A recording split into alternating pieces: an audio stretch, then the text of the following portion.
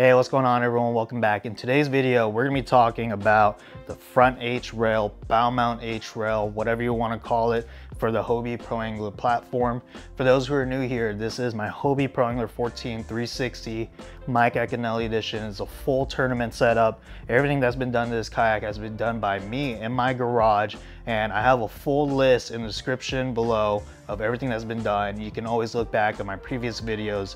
I have a full playlist of the entire build series, so feel free to take a look at that if that interests you. But yeah, in this video we're going to be talking about that front H-rail. This is a question that I get asked all the time. I also have looked on YouTube. I have not seen many videos out there on how to utilize it, and also I'm a part of a bunch of Facebook group forums and everybody gets asked questions about it. So today, hopefully this video helps you so that you can do this for your own kayak. The way I did my H-rail is a little bit different from others, where I don't have to drill any holes. So if that interests you, follow along and let me walk through the way I did it. So yeah, the bow mount H-rail is something that a lot of people are starting to do because they want to run secondary graphs. Front facing sonars is something that has been pretty big. I do have it.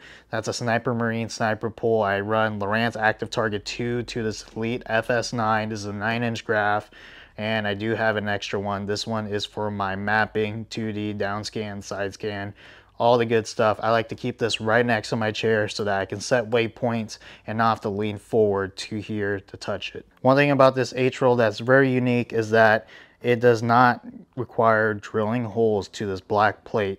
There's a 21-inch Hobie rail that a lot of people use, and that's something you can use as well, but you have to drill a hole to this. This one sits about 25 inches and runs all the way to your existing tracks. Hobie does have a 26-inch version that is actually a little too long for where I'm putting it, but you can buy that and cut it down. My bow mount H-rail is a little bit different because I utilize one of these side H-rails that comes on the Pro Anglers.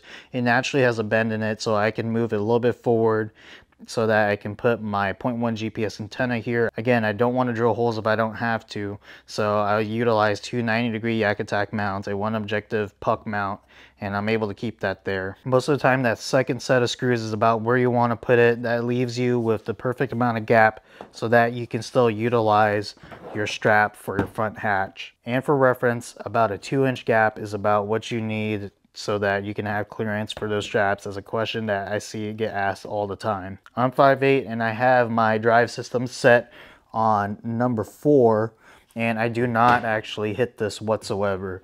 So that's one of the biggest concerns that people get. Honestly, throw the drive in, depending what settings you are, but I'm 5'8" and number 4, I do not hit this, even though it sticks out pretty far forward. But yeah, my version uses the existing tracks. You don't have to drill holes here like the 21-inch rails.